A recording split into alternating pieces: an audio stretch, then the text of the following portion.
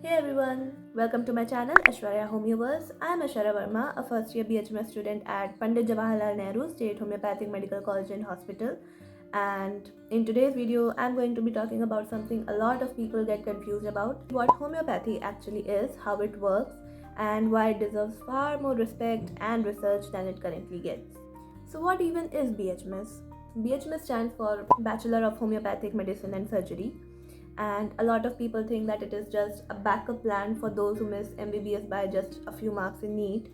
But the truth is, it is a rigorous medical degree that trains you in anatomy, physiology, pathology, diagnostics, emergencies, hospital postings, and patient care, just like any other medical system. The difference is just the method of treatment.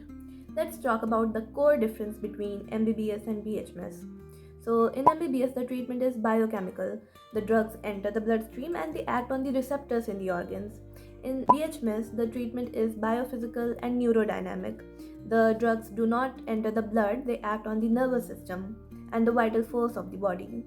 There are two terms in homeopathy that you should know the meaning of before we dive in further to avoid some mystical misunderstanding. Number one is vital force, and the second is dynamic action. In homeopathy, the term vital force does not mean some mystical or magical energy. It simply refers to the body's self regulating and self healing capacity. It is the same internal intelligence that balances your hormones and responds to stress, keeps your heart beating, repairs tissues, and maintains immunity.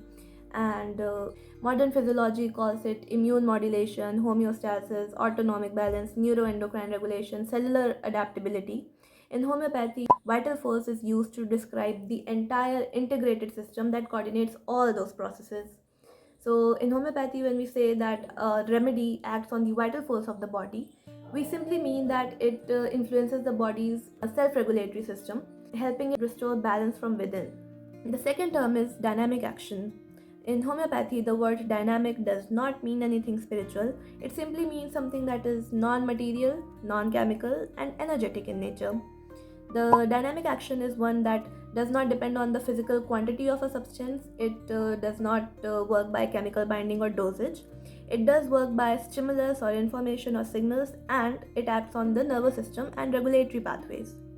So, it is the same way that your body reacts to light, sound, smell, music, temperature, and emotional shocks.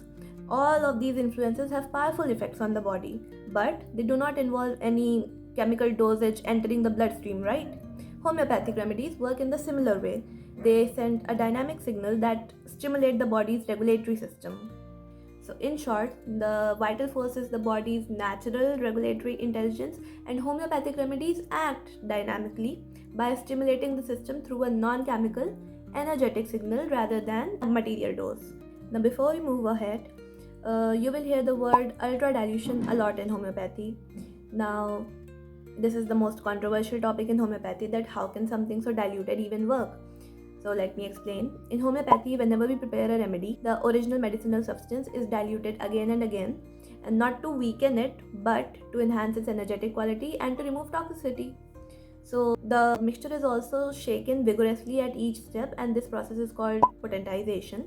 This repeated process of dilution and shaking transforms the remedy from a chemical substance into a dynamic medicine that can stimulate the body's healing mechanisms without causing any side effects. Now, don't get me wrong, I know that was just the introduction of ultra dilution. The explanation part still remains. My teacher gave one of the smartest explanations I've ever heard, and honestly, it changed the way I think about homeopathy. To understand ultra-dilution, think of Einstein's equation E equals mc square. We have all heard of it, right? It tells us that when mass of a substance decreases, the energy associated with that mass can increase. So, the potentization process in homeopathy follows the same principle. The mass of the medicinal substance decreases because of the repeated dilutions, and the energy of the medicine increases, the dynamic energy increases, so the overall effect becomes more dynamic, more subtle, and more powerful. So, in homeopathy, it is not the material, it is not the medicinal substance in the crude form that heals us, it is the energy of the remedy interacting with the body's vital force that heals us. Now, another topic that people argue over a lot against homeopathy is that no trace of the homeopathic remedy is found in the bloodstream after ingesting it. And many people think that this is a weakness, but no, that's exactly the point.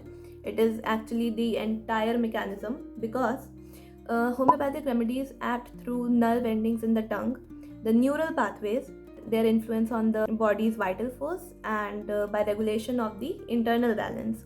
So the relief you feel when you take homeopathic medicines does not come from chemicals circulating in your bloodstream. It actually comes from a neurodynamic stimulus that shifts your body's healing response.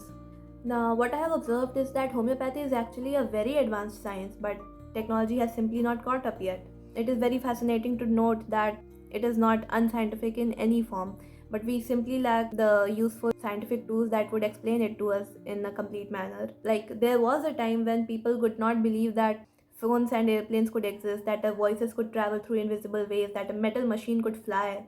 There was a time when electricity was considered magic, but science progressed, technology caught up with our imagination, and I think homeopathy is exactly in that phase. Let's also talk about the clinical reality of homeopathy, why chronic patients prefer homeopathy. So, while large scale research is still developing, one thing is undeniable: the medicines are extremely affordable, the side effects are practically zero, chronic patients do improve, children, elderly patients, and sensitive patients respond beautifully, and the results are stable. That is why it is said that homeopathy gives you a permanent cure. So, for chronic conditions, I genuinely think that homeopathy deserves to be a first choice. The part that personally bothered me as a student was watching my teachers encourage other brilliant students who missed MBBS by just a few marks to keep attempting, keep repeating the cycle for NEET. But if all our bright students keep running towards MBBS and none stay back in homeopathy, how will this field ever grow? This is a big brain drain problem. And I do want to make this very clear that only one or two teachers spoke in that direction. The majority of my teachers are thankfully incredibly kind, supportive, and encouraging. They keep telling us to pursue homeopathy with all our devotion and determination, because the future is bright and full of potential. They respect every medical system and keep telling us that no pathy is superior or inferior. Each pathy has its own scope, strengths, and limitations. So, what truly matters is the intention to heal, the curiosity to learn, and our commitment to serve the patient with the best of our abilities. And I genuinely believe we might be the generation that finally explains through modern science what Dr. Samuel Hahnemann, the founder of homeopathy, discovered 200 years ago. It is not a small system, homeopathy. We're simply studying a system that is underexplored. We need researchers, we need thinkers, we need the brilliant, the curious, the determined. I actually never felt this excited to pursue MBBS as I am feeling excited for pursuing homeopathy. After NEET 2025, I knew I wasn't going to get into MBBS, so I researched other medical systems and I really liked homeopathy. I started viewing homeopathic doctors as potion masters because they will give you just one dose and suddenly all your ailments are gone. So that is the title I'm chasing to, that one day I will know the perfect blend of science, art, and intuition behind every remedy. And for now, you're watching the messy, learning, curious phase of my life as a BHMS student.